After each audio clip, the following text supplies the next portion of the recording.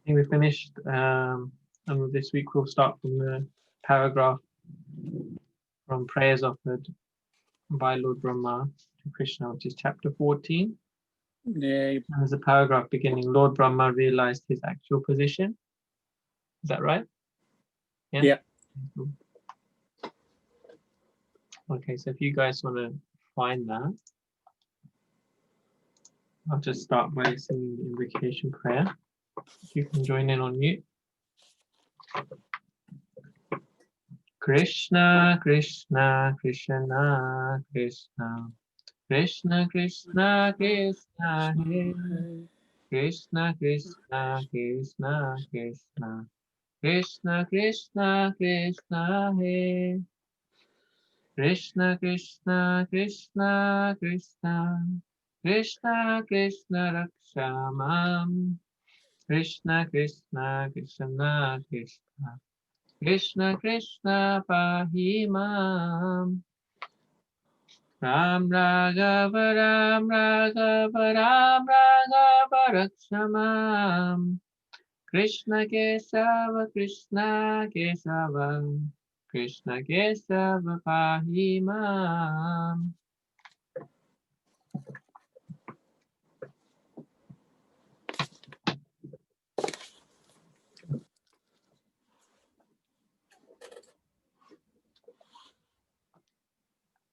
And I'll just read from the Principles of Good Sadhu Sangha as we start from here usually. So the third principle of Good Sadhu Sangha is to discuss Srila Prabhupada's books regularly. So this is an important one because we have our group on a regular basis. It's a weekly group. So, you find that if you miss a group, if you miss one group meeting, you kind of fall behind, isn't it? We don't attend regularly the Sangha groups. And then we feel like we're missing some content or we're missing some understanding. Also, we miss that extra spiritual boost in the week, isn't it? So it's important to discuss regularly the books of Srila Prabhupada. And this is the third principle of Good Sadhu Sangha. Okay, so has everyone found where we're starting? Okay, yeah? If so, then I think we're ready to begin. So we're just reading the prayers of Lord Brahma here. And he is glorifying Krishna in many different ways. In particular, last week we read about how Krishna is more superior to him, more superior to Lord Brahma. He's transcendental, he's more intelligent, he has more mystic power, he's infallible. All these different qualities were coming out. And we also read a very important prayer about how it's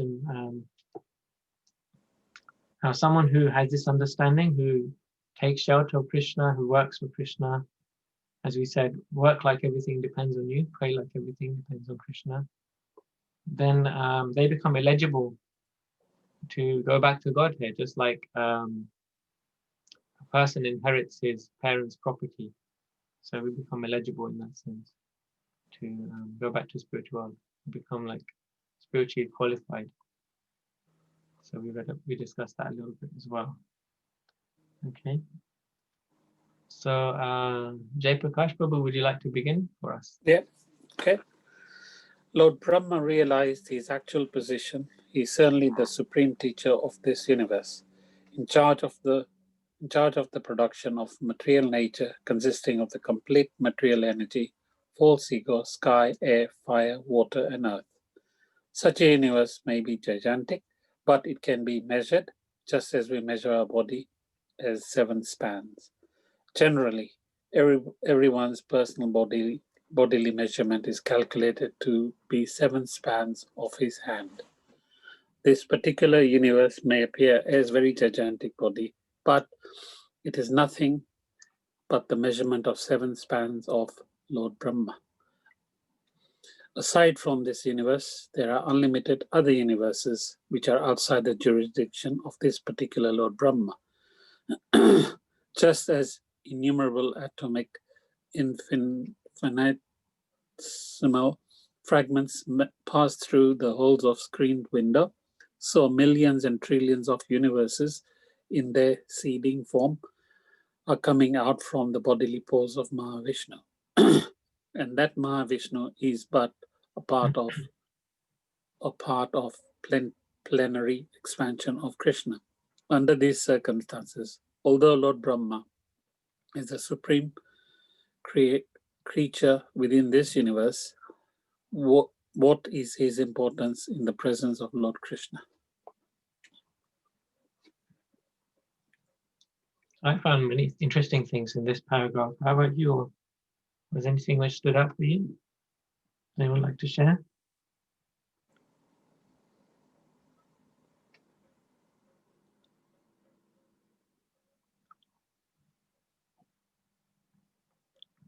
So how tall is the unit? How big is the universe? How can you measure the size of the universe? According to this.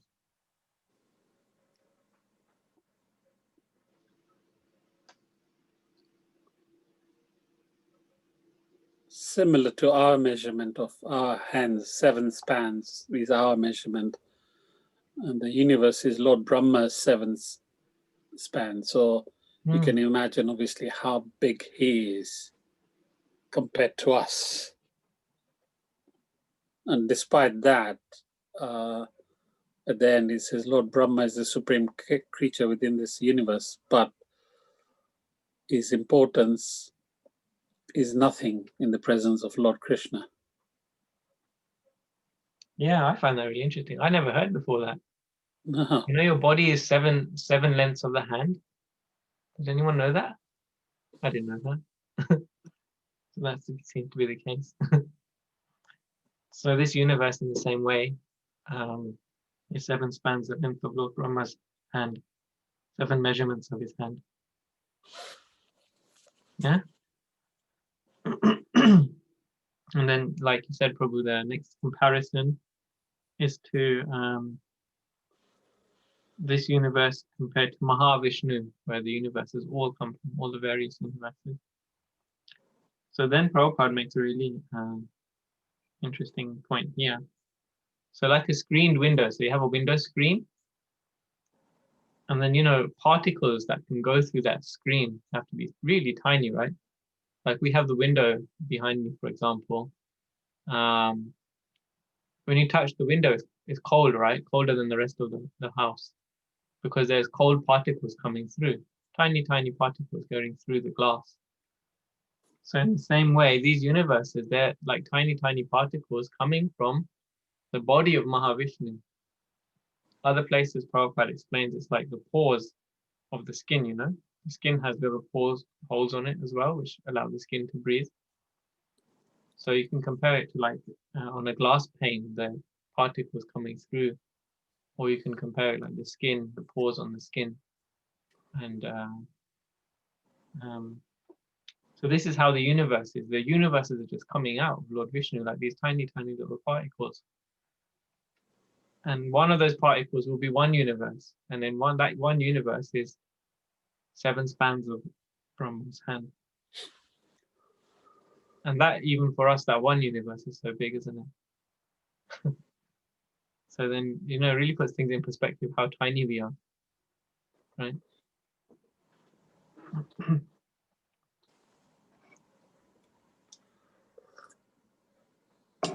We can continue.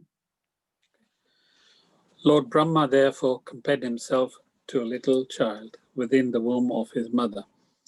If the child within the womb plays with his hands and legs, and while playing touches the body of the mother, is the mother offended with the child? Of course, she isn't. Similarly, Lord Brahma may be very great personality, and yet not only Brahma, but everything that he is, that be, is existing within the womb of the Supreme Personality of Godhead. The Lord's energy is all-pervading. There is no place in the creation where it is not acting.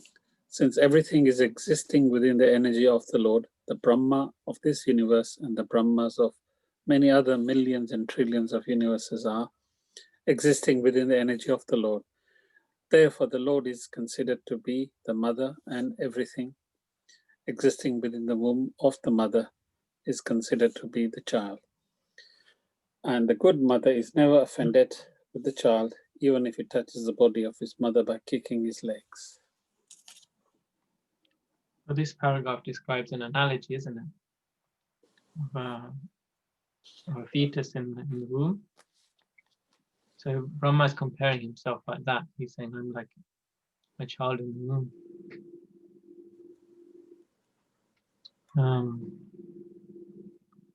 I found it interesting because when my daughter was born, when she was very young, just a few months old, she would just be fascinated with playing with her own fingers. You know, have you seen children do that? They play with their own fingers, they play with their toes, they play with their face even. Huh? So, so Brahma's having that kind of comparison, that he's like really fascinated with this whole universe, everything which is in the universe.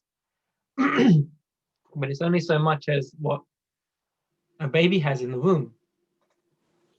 A baby in the womb has only its own fingers and toes to play with. Huh? And those ingredients come from the mother. The body of the child comes from the mother. So he's realizing that, you know, how small he is, how small we all are compared to Krishna, whose energy is everywhere.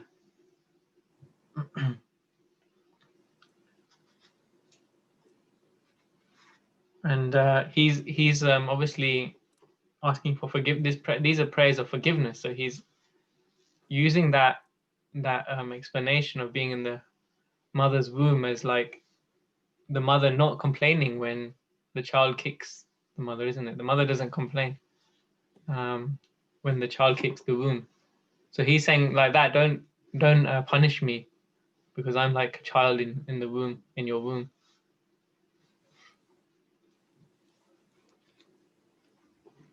So it has a lot of depth to the prayers, isn't it? So if you wish to comment or question, just feel free to speak out. Otherwise, we can continue. Jai Prakash Prabhu. Okay. Lord Brahma then said that his birth was from the lotus flower, which blossomed from the navel of Narayan. After this dissolution of the three worlds, or three planetary systems, known as Bhuloka, Bhuvarloka, and Swarloka. The universe is divided into three divisions, namely Swarg, Martya, and Patala. These three planetary systems are merged into water at the time of dissolution. At that time, Narayana, a planetary portion of Krishna, lies down on the water, and gradually a lotus stem grows from his navel. And from that lotus flower, Brahma is born. It is naturally concluded that the mother of Brahma is Narayan, because the Lord is the resting place of all the living entities after the dissolution of the universe. He is called Narayana. The word Nara means the aggregate total of all living entities, and Ayana means the resting place. The form of Garbhodaksha Vishnu is called Narayana because he rests himself on the water. In addition, he is resting place of all living creatures. Besides that, Narayana is also present in everyone's heart, as confirmed in the Bhagavad Gita. In that sense, also the Lord is Narayan, as Ayana means the source of knowledge as well as the resting place. It is also confirmed in the Bhagavad Gita that the remembrance of the living entity is due to the presence of the Supersoul within the heart. After changing the body, a living creature forgets everything of his past life. But because Narayana, the Supersoul, is present within his heart, he is reminded by him to act according to his past desire. Lord Brahma wanted to prove that Krishna is the original Narayana, that he is the source of Narayana, and that Narayana is not an exhibition of the external energy, Maya, but is an expansion of spiritual energy. The activities of the external energy, or Maya, are exhibited after the creation of this cosmic world, and the original spiritual energy of Narayana was acting before the creation. So the expansion of Narayana from Narayana to Karana Daksha Vishnu, from Karana Daksha Vishnu to Garbhodaksha Vishnu, from Garbhodaksha Vishnu to Kshirodaksha Vishnu, and from Kshirodaksha Vishnu to everyone's heart, are actually Krishna's expansion, manifestation of his spiritual energy. They are not conducted by the material energy, therefore they are not temporary. Anything conducted by the material energy is temporary, but everything executed by the spiritual energy is eternal. Wow, that's a lot there. Yeah. Could I ask you maybe just to read one more paragraph and then we'll discuss all of this together? Yeah. Lord Brahma reconfirmed his statement establishing Krishna as the original Narayana. He said that the Lord's gigantic universal form is resting on the water known as Garbhodaka. He spoke as follows: this gigantic universal form is another manifestation of your energy. On account of his resting on the water, this universal form is also Narayana. And we are all within the womb of this Narayana form. I see your different Narayana forms everywhere. I can see you on the water, I can feel you within my heart, and I can also see you before me now. You are the original Narayana. Yeah, there is a lot there, isn't there? But there's one word which is repeated many, many times. What is that? Narayana. Yes. So this verse, these verses from the Srimad Bhagavatam, Brahma, he's defining who is Narayan in many different ways. I personally was able to count five different ways in which the word Narayan is explained. Okay. Would you like to go through them with me? Would you be interested in that? Yeah? Yeah. Please, yeah. Okay. If you said no, I would have to skip forward. I'm glad you said yes. So the word Narayan, it can be made up of two parts, Nara and Ayana. Yeah. And depending on where you get the definitions from these two words, these two parts, you get a different meaning. This is how Sanskrit works on. It's not like English. So English, you have just a sound, and there has a meaning to that. And then there's different sounds. They don't actually have any meaning. Maybe I explained this before in one of the previous earlier lectures. Like if you use the word duck, for example, right? What does duck mean in English? What does it mean? Anyone? It's just open question. Not a trick question. If I just use the word duck on its own. Duck, as in you, well, a duck as in the animal duck, or duck as in you duck so that somebody, if someone's throwing something at you, you duck to avoid it. Yeah. So you got two there, isn't it? Yeah. So that there's a bird which is called duck, and then there's like ducking down, right? Yeah. So the sound duck is a sound, isn't it? Duck. Yeah. That has no meaning on its own, because English language is like that. It's a sound associated with meaning. But Sanskrit is different, where the sound itself has meaning, and then depending on how you connect the words in Sanskrit, the meaning grows. So the sound always means the same thing, no matter where it's used. Does that make sense? Right? Yeah. So therefore, Sanskrit is also known as Shabda Brahman. Yeah. The sound is always transcendental. It has a deep meaning. The sound vibration. So when we chant Hare Krishna, it means that Krishna is actually present in that sound vibration. Hare Krishna. because that particular sound vibration is Krishna. It has the meaning Krishna. Not like other languages which we know, where the words are just associated, where words are just associated with sounds. Like if you just learn what the meaning of the word duck is, then you will know. But you can't use that word elsewhere for, to add to other words. And there's a lot of examples in English language like that. Here, so we've got 5 different meanings for the combination of Narayan. So one is the resting place of all the living entities. Yeah. And this indicates that at the end of the creation, where do all the living entities go? Because the creation is material. It has a beginning, a middle, and an end. But the living being, the soul, is eternal. So where does that soul go? Narayana. So that's what that first meaning is. That means that Narayan, from this first meaning, is outside of the creation.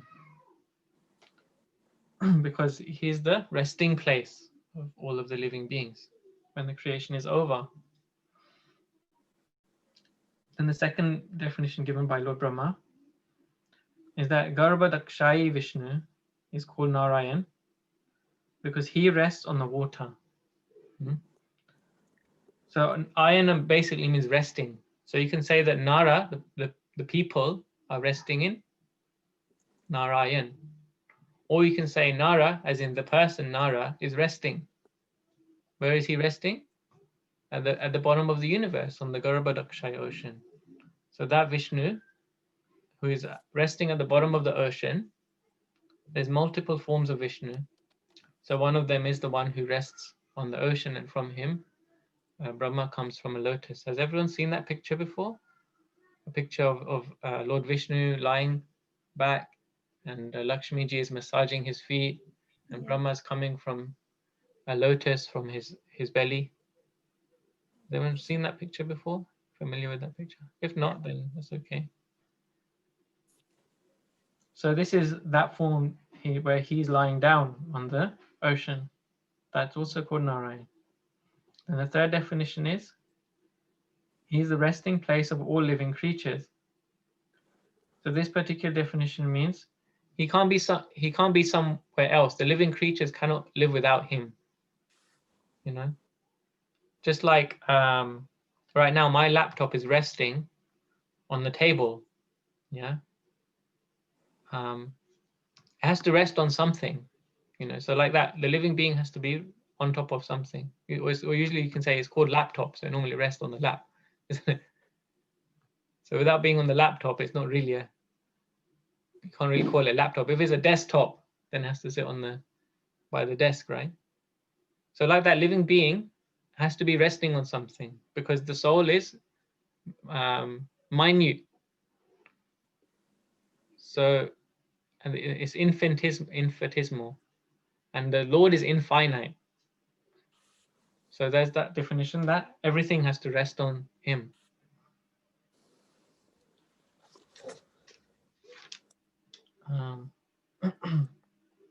Then another definition is Narayan is the source of knowledge. So this is in Bhagavad Gita. Prabhupada gives a reference from Bhagavad Gita in addition to this. So he says that Krishna says in Bhagavad Gita, Sarvasya chaham hridesani vishto matas smritim jnanam apohanam cha vedescha sarvayaham veda aham vedyo vedantakrit veda vit aham eva chaham. And that means that I'm seated in everyone's heart, and from me comes remembrance, forgetfulness, and knowledge. And he says that I'm the compiler of the Vedas, the knower of the Vedas, and he says I'm the goal of the Vedas as well. So this is a different form of Narayan. So one form is outside of the universe. That's called Mahavishnu. So one of the words used here is Karanadakshayi Vishnu. That's also known as Mahavishnu. So there's one Vishnu who's outside the universe. Then there's one Vishnu who's in the universe. This is the Vishnu who's lying on the ocean. So he is also Narayan. And then there's another Vishnu who is in the heart. He is also Narayan.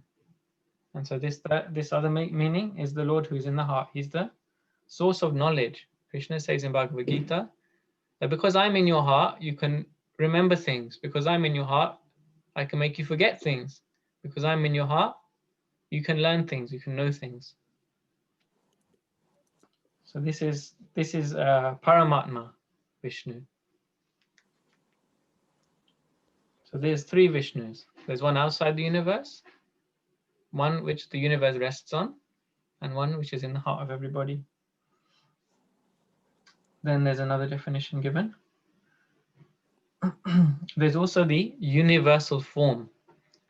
Some of you may have seen a picture of Vishnu where it's very common, actually, Bhagavad Gita, where he has many, many heads, and like one head is like is effulgent like the sun, and one head is glowing like the moon, yeah, like moonshine, and another head there's fire coming out, another head there's water coming out and air coming out, another head.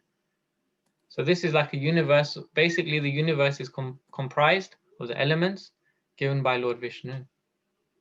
So this is another form of Vishnu called the Virat Roop, yeah, or Vishwaroop sometimes called.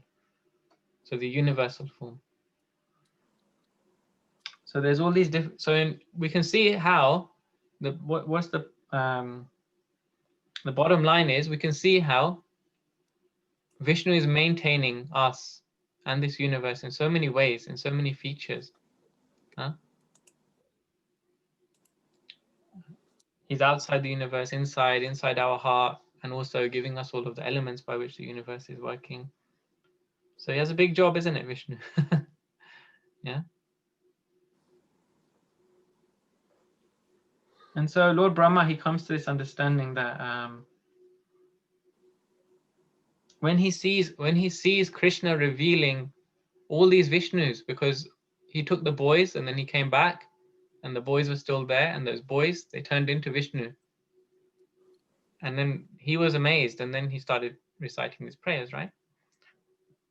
And so he's saying, like, I can actually see you everywhere now. Because I'm seeing my same Lord in front of me.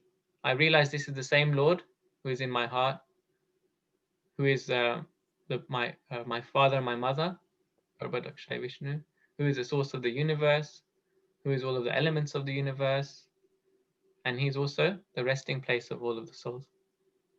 Yeah. So he's having this realization by seeing Vishnu.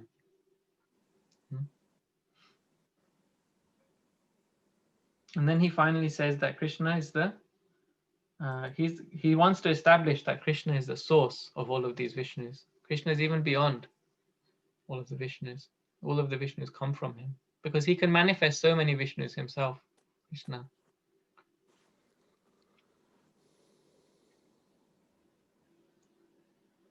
So this is just what I could gather from these couple of paragraphs. Does anyone else have any questions or comments? I just want to comment, Prabhu. It's a really nice explanation. Thank you so much. Because, when I was reading it, I was so much confusing for me, but you explained it so well. Thank you so much. Wonderful. Thank you. Thank you. Srila Prabhupada's mercy. Thank you, Prabhuji. Hare Krishna. Hare Krishna. Thank you for such a wonderful explanation. I think this is the basics that we should be understanding. And now it is quite clear. We all had doubts in it, but your explanation has helped us a lot. Prabhuji, this is for all living creatures or all living things. But what about the non-living things? So specifically living beings is mentioned here, but also, of course, non-living entities as well is covered, because because in the last explanation, the fifth one, so in the last paragraph that we read in the middle there, I'll just read the sentence. This gigantic universal form is another manifestation of your energy. So that means that all of the material elements, which is Krishna's energy, as I mentioned, so the fire, the heat, the light, the air, the water, yeah, all those different elements, which is the original elements of the universe, those are inert elements. They're not living. So even those are coming from Vishnu. So that's also covered as one of these explanations. Is that okay? Hare Krishna. Yes, Prabhuji, it's fine. Thank you. Okay. The reason there's emphasis on the living beings, because it should be understood that Vishnu is outside of the creation. See, all of the devas, they're within the creation. Even Lord Brahma is within the creation. He's the father of all of the devas. Huh? But he's trying to emphasize that Vishnu is outside of the creation. So there's a statement in the Vedas, Rig Veda, perhaps I think it is, Narayan Paro Va. Prabhupada uses this quote often. That Narayan, he's above all of this. Narayan Paro Va. So that's why he's emphasizing that Narayan is the source of all the living beings.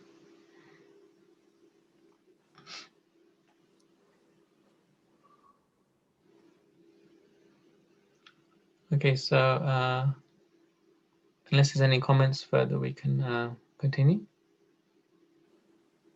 Jai Prakash Prabhu. My dear Lord, in this incarnation, you have proved that you are the supreme control of Maya. You remain within the cosmic manifestation, and yet the whole creation is within you. This fact has already been proved by you when you exhibited the whole universal creation within your mouth before your mother Yashoda. By your inconceivable potency of Yogamaya, you can affect such things without external help. My dear Lord, the whole cosmic manifestation that we are visualizing at present is all within your body. Yet I'm seeing you outside, and you are also seeing me outside. How can such things happen without being influenced by your inconceivable energy?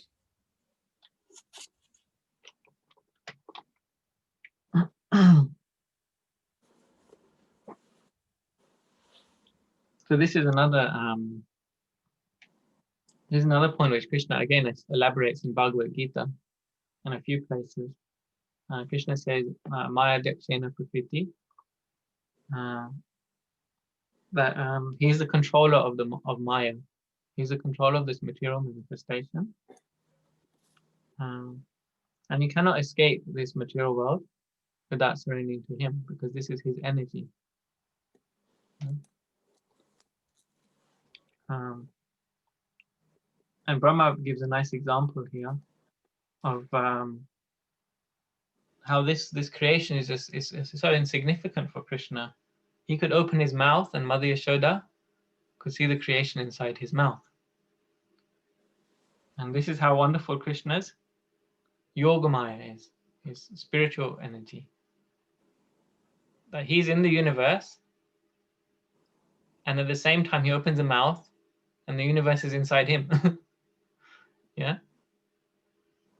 So these pastimes, I know we've heard them all many times before, isn't it? We can see how they're very, very like deep, you know. Because we hear this story, I've heard since my childhood, that Krishna opens his mouth and then Mother Yashoda is saying, have you eaten dirt? And she finds the universe there. But the meaning is very deep, because Krishna is in the universe performing the pastime, and at the same time, that same universe is inside his mouth. So how can it be that the universe is in his mouth and also he's standing inside the universe? It's inconceivable. But this is Bhagavan, you know. He can do things which even Lord Brahma cannot understand.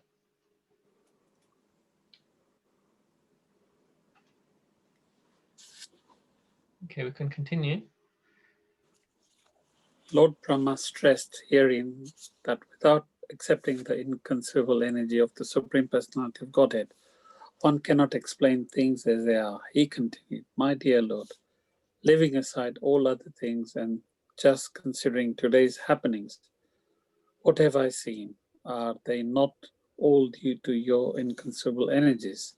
First of all, I saw you alone. Thereafter, you expanded yourself as your cowherd boyfriends, the cows, and the whole existence of Vrindavan. When I saw you and all the boys and cows as four-handed Vishnus, and then they were being worshipped by all elements and all demigods, including myself.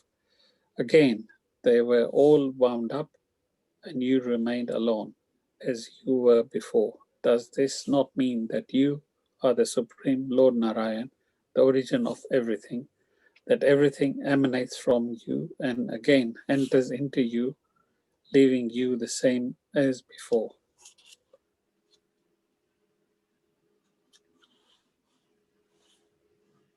So these are expressed in the form of questions. This section, isn't it? Many questions here. So even though he's realized these things, all these wonderful things, which is like, you know, which we wouldn't even be able to pick up from the past time, he's bringing these points out, and still he's trying to understand further. He's asking like in a question, in a manner of questions. So I was trying to think about how we can even try to relate to this pastime of Krishna, how he's in the universe and at the same time outside. So bear with me while I try and explain my little analogy, which I thought of. It's like when you have a glass bottle, right? You know, I don't know if you remember, like years ago, you used to get those milk bottles, those glass ones, they get delivered to your door. Or if you're from, or you may remember, in some parts of the world, you know, like they have soft drinks, they give them in those glass bottles, right? Coca-Cola, Fanta, they give them in those glass bottles, isn't it? So imagine you have like a bottle like that, and you put a mirror inside the bottle, yeah? And you can look in the mirror through the glass bottle. You can look in the mirror and see yourself, isn't it? Can you imagine that? You're doing that? Or you have a bottle in front of you and you're looking in, yeah? So you're outside the bottle, and you're also inside the bottle, isn't it? Whatever you do outside will be inside. Yeah. So like that, Krishna, he's outside the universe, but what he's doing is being seen inside the universe. Huh? His pastime is being seen inside the universe. And so because he's outside the universe, there's so much more outside the universe than for someone inside the universe, where the scope is limited to just the size of the mirror. There's so much more going on outside. He can bring so much more with him to the mirror. Yeah. So there's a lot of things that can happen outside of Brahma's comprehension. So I can bring so many things within my room in front of the mirror. Yeah.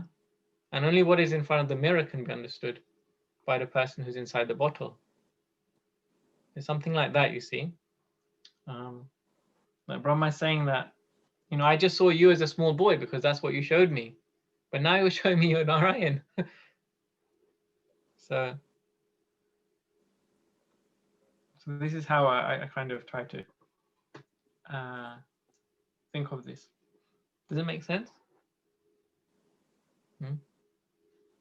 Yeah, it does. Yeah. So that's why Krishna's spiritual energy can be inside the material world, because he can bring his spiritual energy inside the material world. And at the same time, his own energy is his own energy. He's just displaying his pastimes in this way.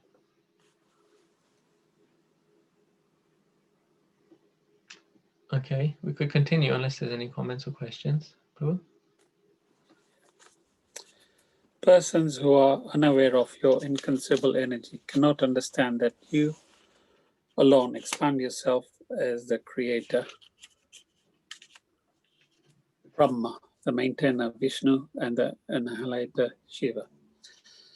Persons who are not in awareness of things as they are contemplate that I, Brahma, am the creator, Vishnu the maintainer, and the Lord Shiva is the annihilator. Actually, you alone are everything, creator, maintainer, and annihilator. Similarly, you expand yourself in different incarnations amongst the demigods. You incarnate as Vamandev among the great sages. You incarnate as Parshuram among the human beings. You appear as yourself, Lord Krishna, or as Lord Rama. Among the animals, you appear as the bull incarnation, and among the aquatics, you appear as the fish incarnation. And yet you have no appearance or disappearance. You are always eternal. Your appearance and disappearance are made possible by your inconceivable energy, just to give protection to the faithful devotees and to annihilate the faithless demons.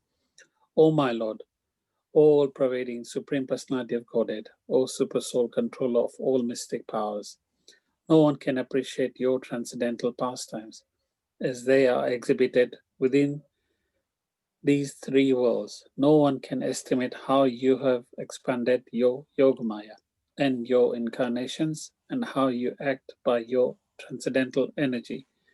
My dear Lord, the whole cosmic manifestation is just like a flashing dream, and its temporary existence simply disturbs the mind. As a result, we are full of anxiety. In this existence, to live within this material world means simply to suffer and to be full of all miseries. And yet, this temporary existence of the material world appears to be pleasing and dear on account of its having evolved from your body, which is eternal and full of bliss and knowledge.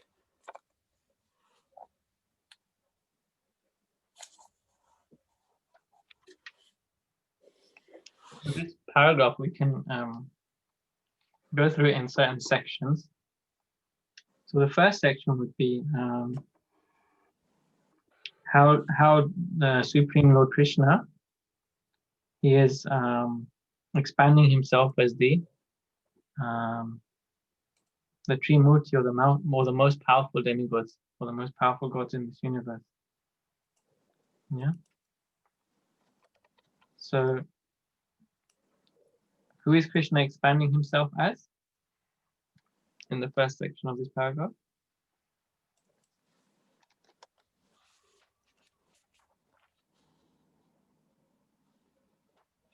So Krishna expands himself into Narayan, and then Narayan expands himself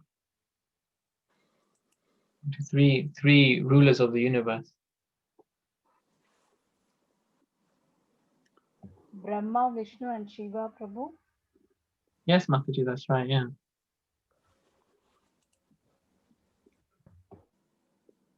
And Lord Brahma himself, being one of those three. You carry on. Okay, you don't want? Just tell Jesus. Hare Krishna, Prabhu. Just Satyanarayan is on the phone. He's in hospital. He's on my phone, so just like to say Hari Bol to you. And he's Hare Krishna, everyone. Hare Krishna, Prabhu. Hare Krishna Prabhu. Krishna. Hare Krishna, nice to hear your voice. Wi-Fi is not working, so he can't be here on video call, but he's just listening. Nice to hear your voice. Very nice to hear you too. Yeah.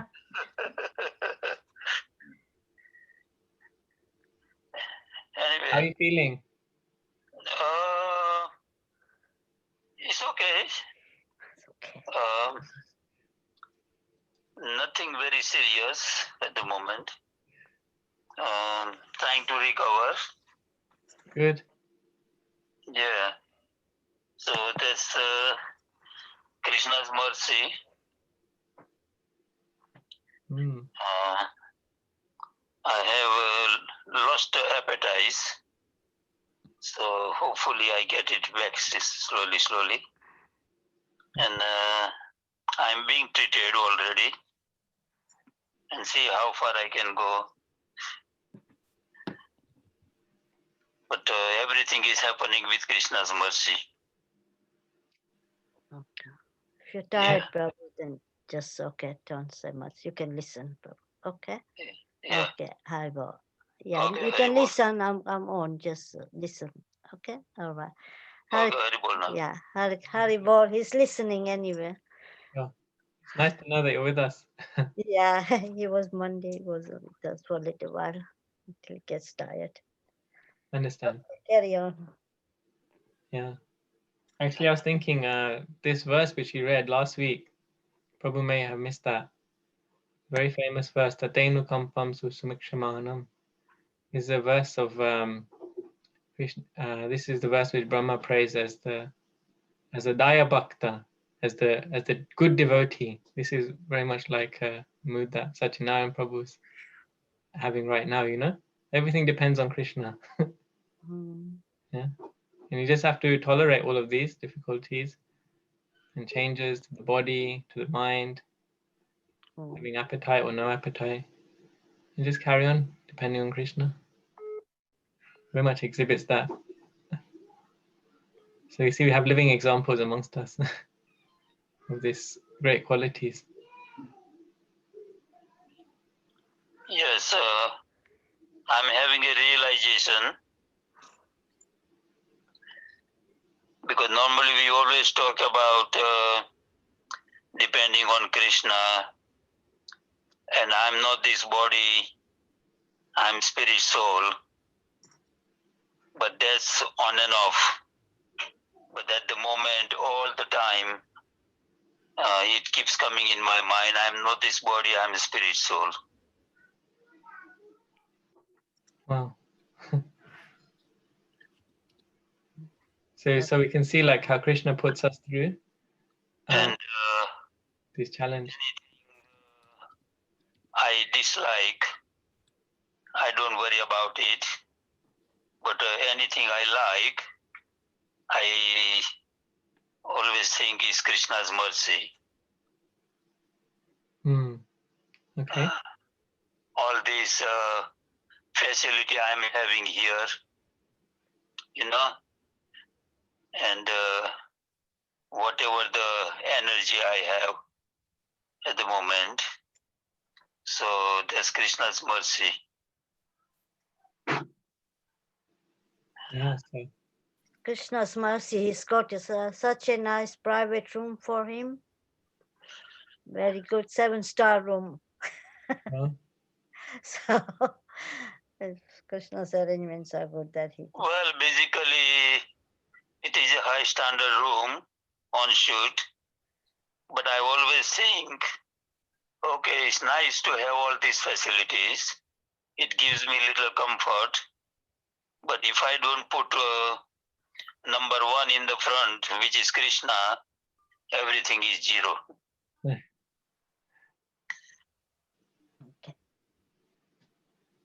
Wow. Thank you for sharing that, Prabhu. Yeah. Okay, now you carry on, Prabhuji. Okay, Prabhu. It's nice to hear from you. Thank you for taking the time to share that with us. Yeah. Okay. And I'm trying to share this when I have opportunity with others. Yeah. Surrounding people. Today I was preaching to Muslim people, and how much he accept, that's up to him. But at least I appreciate he was listening carefully, whole conversation, what I was telling him. That's good. Yeah. Okay, Prabhu. Don't get tired, otherwise you won't be able to sleep. Yeah. So just okay, I carry think on this now. is enough for you today. Yeah. Okay, all right. Hare Hare Krishna. Hare Krishna. Hare Krishna. Later. Okay, Haribo. You want to still listen? Okay. Now he's tired. So we just bring him for a little while so he gets some change. And some Krishna Katha for Ekadashi. So yeah, my pranams to Prabhuji. He's gone now.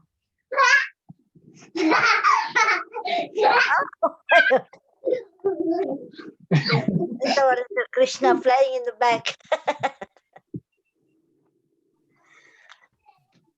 Change of energy. Yes, we got it. Nice to see her anyway. She's always like this, full of energy. Yeah, don't know where they get energy from, but they, Sometimes they don't want to eat. yeah, And still so much energy. So, yeah, you can see how Krishna maintains in all situations. yeah, really, really. Like Prabhu just after he's heard this, he just spoke, came up little bit on Monday for my Sangha, Hmm. and today he spoke a little bit. He called and I was just going to call him in the end. That then he gets breathless. Okay.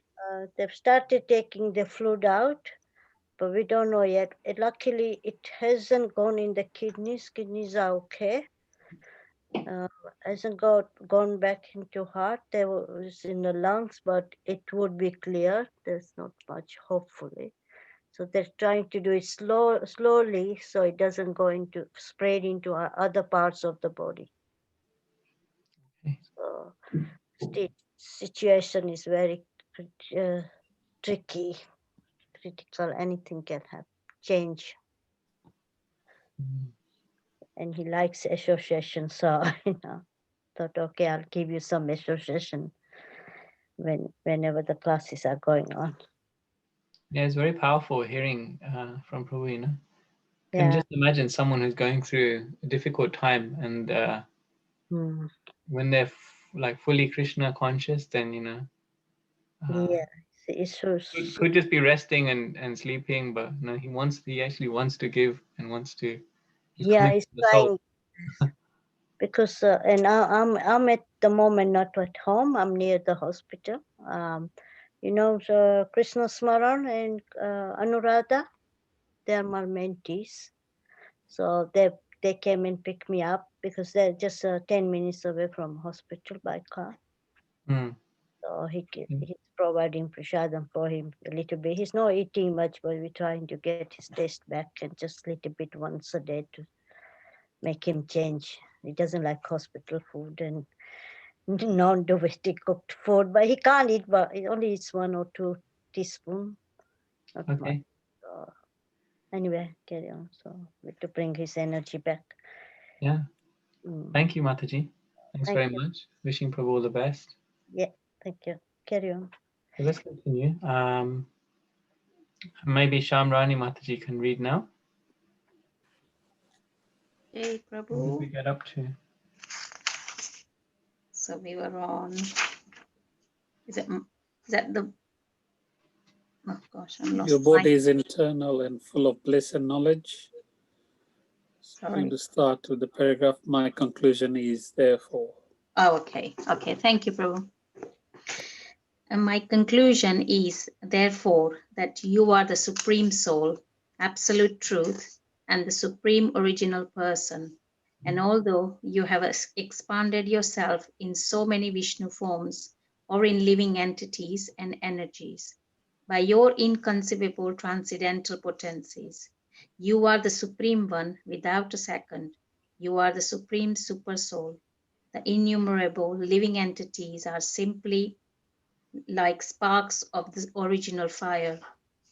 Your Lordship, the conception of the Supersoul as impersonal is wrongly accepted because I see that you are the original person. A person with a poor fund of knowledge may think that because you are the son of Maharaj Nand, you are not the original person, that you are born just like a human being. They are mistaken. You are the actual original person. That is my conclusion. In spite of being the son of Nanda, you are the original person, and there is no doubt about it. You are the absolute truth, and you are not of this material darkness. You are the source of the original Brahma Jyoti, as well as the material luminaries. Your transcendental effulgence is identical with Brahma Jyoti. As it is described in the Brahma Samhita, the Brahma Jyoti is nothing but your personal bodily effulgence. There are many Vishnu incarnation and incarnations of your different qualities, but all those incarnations are not on the same level. You are the original lamp. Other incarnations may possess the same candle power, as the original lamp. But the original lamp is the beginning of all light. And because you are not one of the creation of this material world, even after the annihilations of this world, your existence as you are will continue.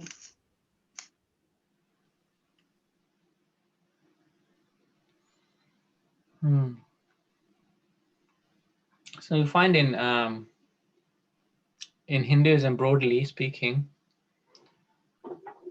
there are many different conclusions as to what is the ultimate, what is the supreme, what is the goal.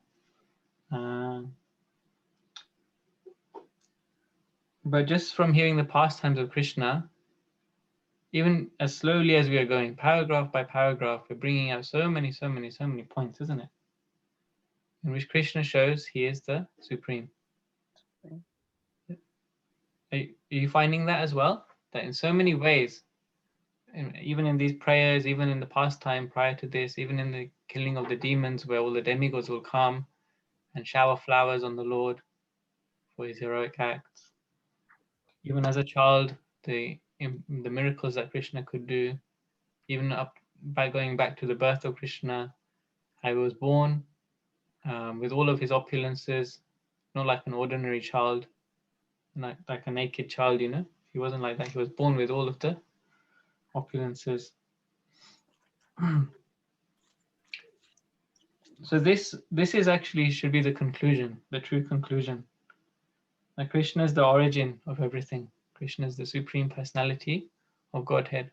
So so Srila Prabhupada has called this book, he has called it, the full title is Krishna, the supreme personality of Godhead. He gives the entire conclusion of all the Vedas just in the title of the book. So Prabhupada, his whole goal is to make the goal of the Vedas, Vedanta. The goal of the Vedas is called Vedanta. His goal is to make it very easy. So there shouldn't be any misunderstandings. As we find in so many other, unfortunately, we find in so many other renditions of Vedic scripture, there's so many misunderstandings as to what is the supreme, or who is the supreme, and how it is so. So people tend to think that these stories of Krishna, they're mythology. Sometimes you even find in Hindu textbooks or otherwise in historic books, then this term is used, mythology. Have you seen that before? Sometimes it's said that these are mythological stories. Mythology means that it's like a historic account based on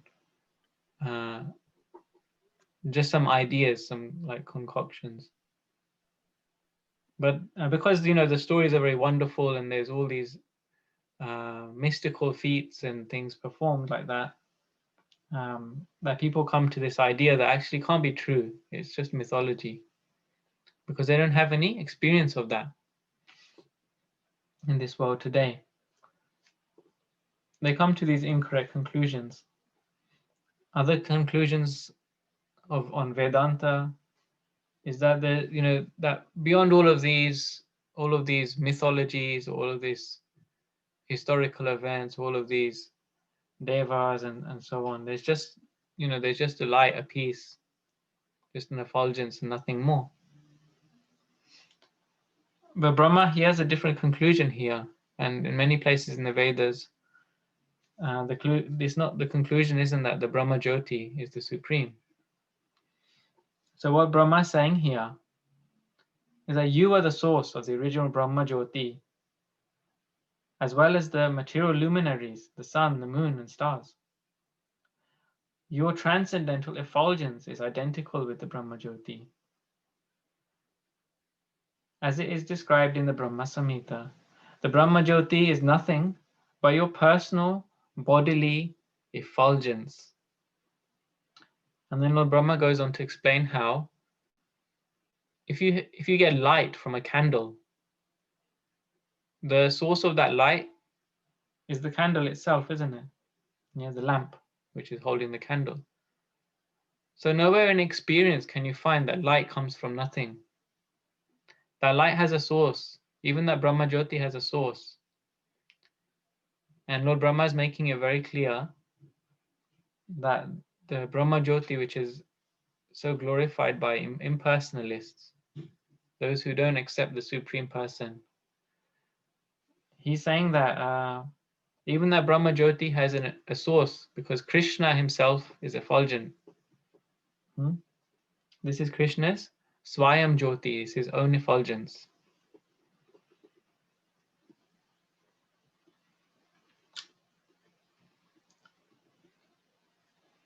So light comes from light bulb. Similarly, the Brahma Jyoti comes from Krishna. So in other words, Krishna is also called Param Brahma. So even though people say that Brahman is another word for Brahma Jyoti, not Lord Brahma, but Brahman, which is another word for the effulgence. Sometimes the terminologies get mixed up. There's one term which is Brahma. He's the person who is speaking these prayers. Then there is Brahman with a long A at the end. That is the effulgence of the outside of the creation. There's an effulgence, because this world is considered to be light and darkness, and the spiritual world is considered to be self-effulgent. Self-effulgent because the soul is effulgent. And what to speak of the super soul, Krishna, who is the source of all the effulgence. So that Brahman is superseded by Parabrahman. So Krishna's name is Parabrahman. But he's superior to even Brahman. So it's important to know these points, because when we hear from different sources about Vedic knowledge, we can understand for ourselves, are these in line with actually the conclusions of the Vedas or not? Is there any comments or questions at this point?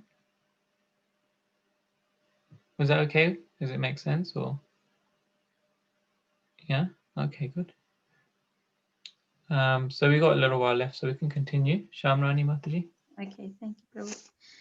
Because you are the original person, you are therefore described in the Gopala Tapani Vedic Upanishad, as well as in the Brahma Samhita as Govindam Adi Purusham. Govinda is the original person, the cause of all causes. In the Bhagavad Gita, also it is stated that you are the source of the Brahman effulgence. No one should conclude that your body is like an ordinary material body. Your body is akshara, indestructible. The material body is always full of threefold miseries, but your body is Satchidananda Vigraha, full of bliss, knowledge, and eternality. You are also Niranjana, because your pastimes as the little son of Mother Yashoda, or the Lord of the Gopis, are never contaminated by the material qualities. And although you exhibited yourself in so many cowherd boys, calves, and cows, your transcendental potency is not reduced. You are always complete, as it is described in the Vedic literature, even if the complete is taken away from the complete, supreme absolute truth. It yet remains the complete, supreme absolute truth, and although many expansions from the complete are visible, the complete is one without a second. Since all your pastimes are spiritual, there is no possibility of their being contaminated by the material modes of nature. When you place yourself as subordinate to your father and mother, Nand and Yashoda, you are not reduced in your potency. This is an expression of your loving attitude for your devotees. There is no second identity to compete with you. A person with a poor fund of knowledge conclude that your pastimes and appearance are simply material designations. You are transcendental to both nescience and knowledge, as it is confirmed in Gopalatapani. You are the original Amrita, nectar of immortality, indestructible, as confirmed in the Vedas, Amratam Sasvatam Brahma. Brahman is the eternal supreme origin of everything, who has no birth or death.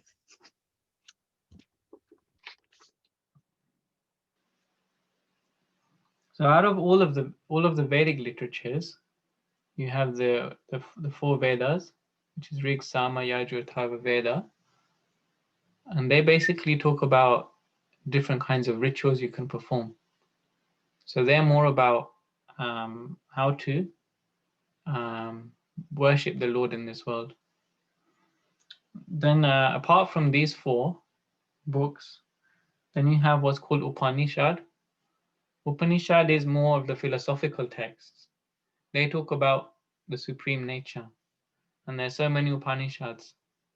There's 108 principal Upanishad. So these Upanishads are considered to be the spiritual aspect of the Vedas, whereas the Vedas themselves are considered to be the you can say like the aspects of worship and the practical that kind of aspect. So in the philosophy given in the Upanishads, these terms are used. They come up often, and Brahma is giving a definition for them. So things like akshar. Sometimes it's said that akshar means without a body. But actually Brahma is saying that akshar means without material body and without material form.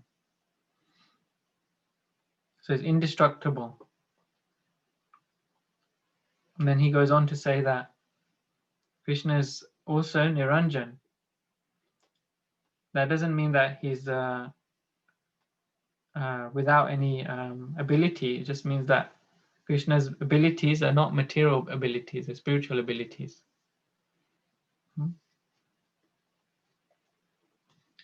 Then another point that is coming up here is that he is, I think the word isn't given here, but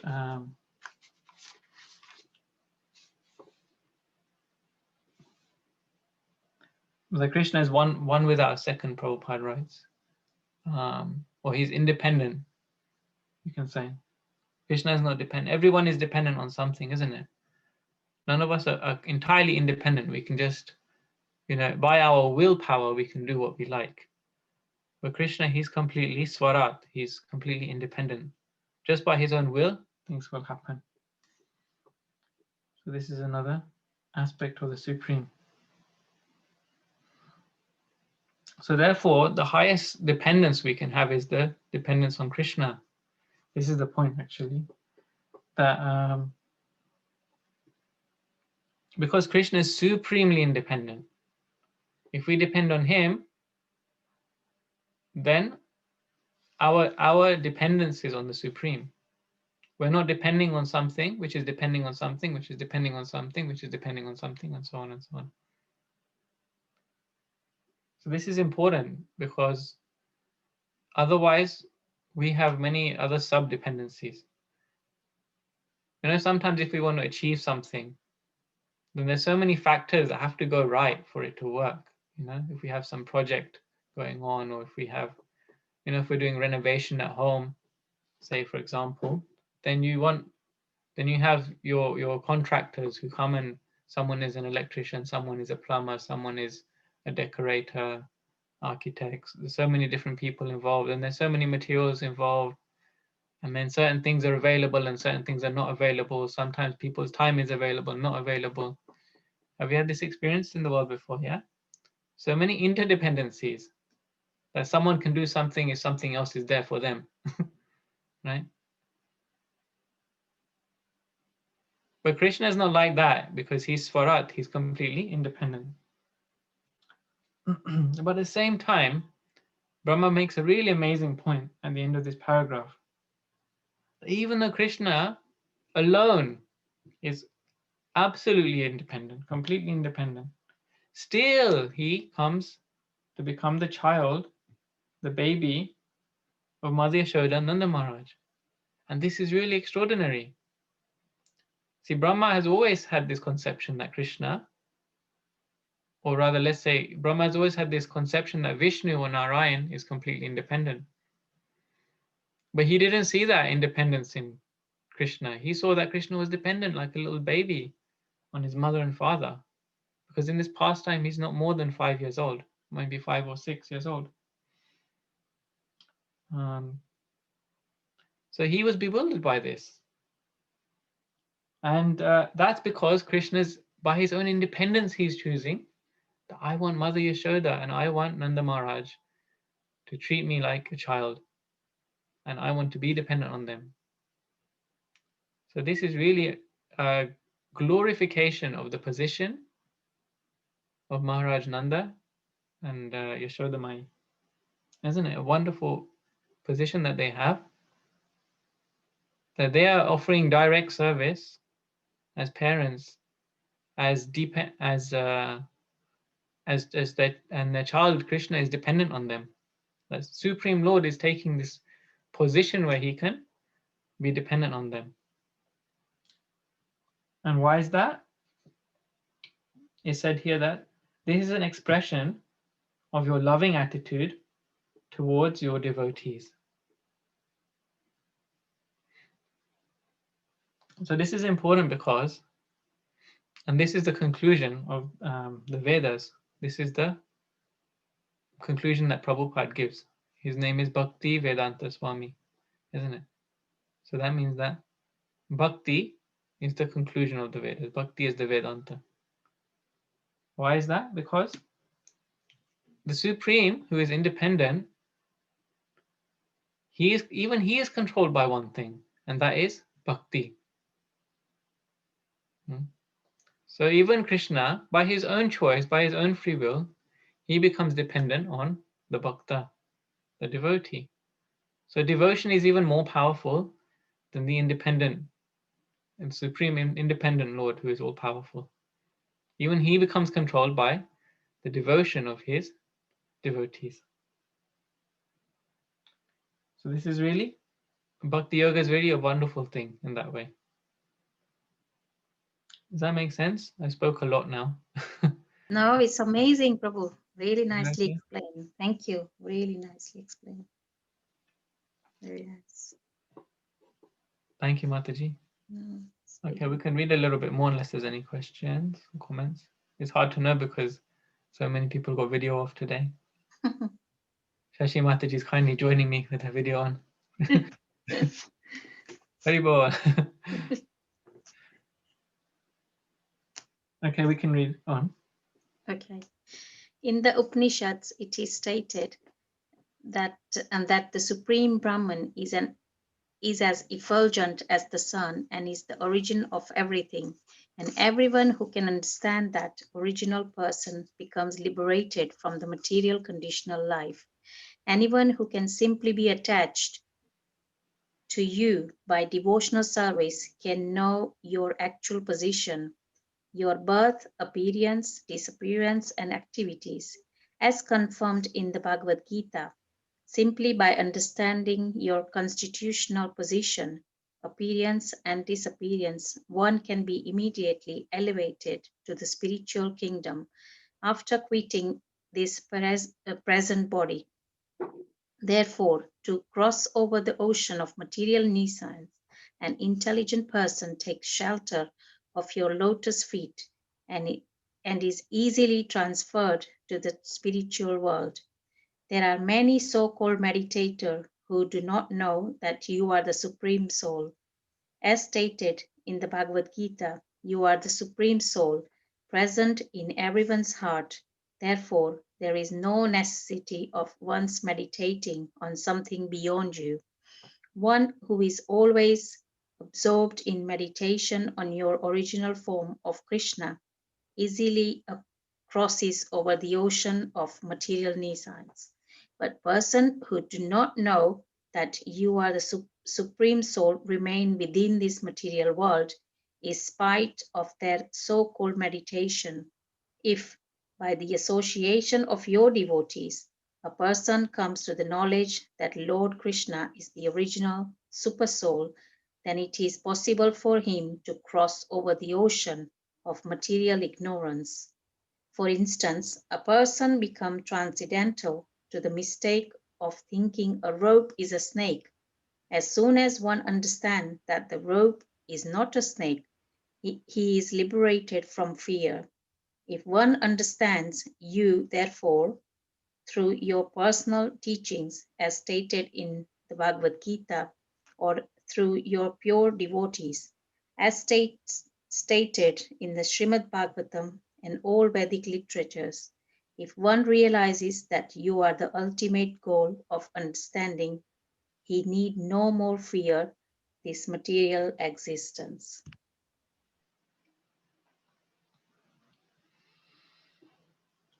So here,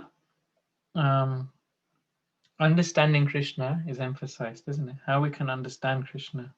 Yeah. So what is the purpose of us reading the Krishna book? It's the same thing, isn't it?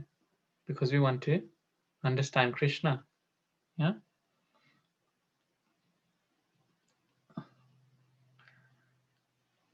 So we are reading in this format of submissively trying to understand Krishna. Submissively is important because we don't know Krishna, so we have to first accept we don't know Krishna. And secondly, that we have to ask, who is Krishna? How is he like this? Why is Krishna like this? Yeah. Then we get to know about his actual position, his birth, his appearance, his disappearance, his activities, as mentioned here. But more than that, to actually, and more than just understanding Krishna, or just having that knowledge of Krishna, because many people have knowledge of Krishna.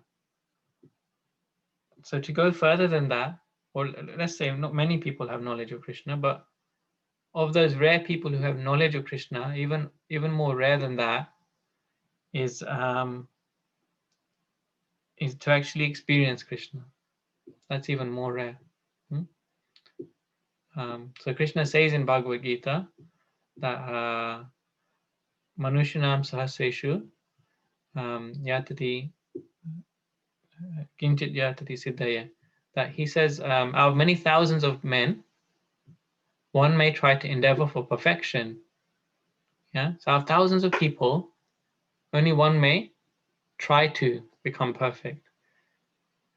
And then out of thousands of those people who try to become perfect, out of thousands of those, one actually attains perfection. One actually becomes liberated. But even out of the people who are liberated, because being liberated means you can leave this material world, you can enter into the Brahma Jyoti. Yeah, you can become liberated. But even more rare than that, out of those thousands of those such people, one of those hardly knows me in truth. Yeah. So knowing Krishna is, there can be many people who have heard of Krishna, who heard Krishna's pastimes and know something of Krishna, and we can maybe retell the pastimes of Krishna. But to experience Krishna himself is even more rare. And this is the purpose of having the spiritual master, or the pure devotee, the teachings of the pure devotee, like Srila Prabhupada. Because the pure devotee, they emphasize pure devotional service. They emphasize that we don't take a spiritual master just for gaining knowledge, just for gaining information, just for gaining a good understanding. That's helpful. That gives us some grounding, both to live in this world and to work towards Krishna. Yeah. But for actually the goal, to attain the goal, as it said here, if one realizes that you are the ultimate goal of understanding, he need no longer fear this material existence. So if one actually experiences Krishna, they won't experience the material world, even though one might be living in this material world. And that can happen through service. So really, what the spiritual master is teaching is not knowledge of Krishna. He's teaching service to Krishna. So the spiritual master is teaching us how we can know Krishna by serving Krishna. By serving Krishna, we will know Krishna. It's not separate things. So this requires that faith that I'm doing everything to serve Krishna. We have to have faith that Krishna is there. Then how do we get that faith that Krishna is there? By reading the books of the spiritual master. So the spiritual master gives us the books so that we can believe in Krishna, we can understand Krishna, but then we have to serve Krishna also. It doesn't finish with just knowing Krishna. And how do we serve Krishna? How do we do that bhakti yoga? So we have to try and remember Krishna in all of our activities. We have to try and connect all of our activities to Krishna. And that's what will help us to be fearless in this world, absolutely fearless. Prabhupada gives the example here of a person who mistakes a snake, a rope for a snake. You know, that you're in a well and you're trying to climb out, and it's dark and you can't see how to get out of the situation. And you find something which is hanging down and you pull on it and you try to climb up and you make some way up, but then you find that it's actually a snake. So you're in more trouble than you started with. Huh? So Prabhupada equates the material world to be like that, that this world is full of false ropes. It's full of snakes. That we're trying to get ourselves out of one situation and we find ourselves in another situation. Huh? So this world is like that. But someone who is using all these situations to serve Krishna with knowledge and full faith that Krishna is behind all of these things, for that person there's no fear. They understand. The example is given just like the kitten and the cat.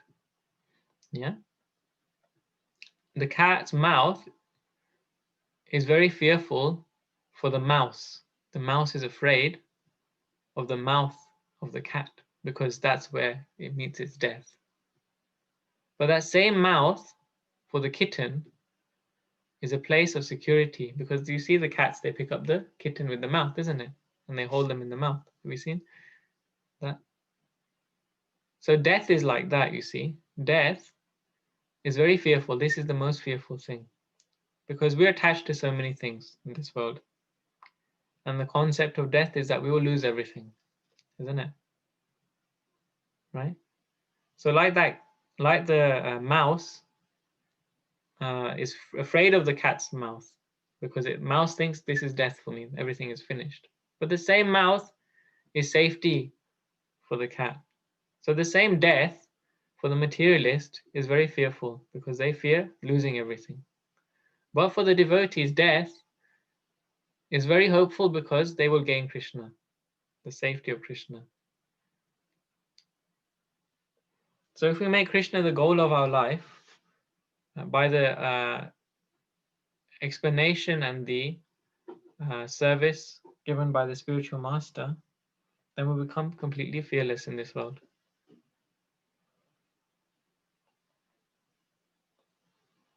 Is that okay? Does that make sense from what we read? Yeah, really. Is that okay? Prabhu. So I know there was many things that are mentioned in here which I didn't touch upon, but I just tried to come to like a more practical understanding. So I tried to cover a lot of the things that were there. So there's a lot of points made, which I didn't cover as well. So if anyone has a question, we can take that. Otherwise, we can end here. So we made quite a lot of progress to this chapter. It's quite a large chapter, as you can see. But there's a lot of teachings in here, which I hope are very practical for our day-to-day life, and which inspire us to want to serve Krishna. So it's nice taking this time out, this 1.5 hours every week, and get away from the world. But take this 1.5 hours into your world as well. Yeah. So hearing, and then chanting, speaking about it, telling others. Because if we hear something, then we're able to speak it. And when we hear something, we speak about it, we're able to remember it also. So this is what the basics of Bhakti Yoga is. Shravanam, Kirtanam, and Smaranam. And then when we have Smaranam, then we can serve Krishna. Pada Sevanam. We can serve Krishna with much more attachment, with much more love. Because we've heard so much wonderful things about Krishna. And we're enthusiastically speaking about those things and remembering them in that way. Then when it comes to serving Krishna through our day-to-day life, then that will be complete. Makes our life complete. Okay. Thanks everyone for your kind attention. Hare Krishna. I hope you all got a chance to ask the things you wanted to and comment where you wanted to. I didn't hear too many things previous week. Lots of comments and questions, which was very nice. So thank you for listening attentively. I look forward to seeing you all next week. Hare Krishna. Thank you so much, Krishna. Prabhu. Hare Krishna. Hare Krishna. Thank you. Jai. Hare Krishna. Thank you very much. Hare Hare Krishna Mataji. Hare Krishna.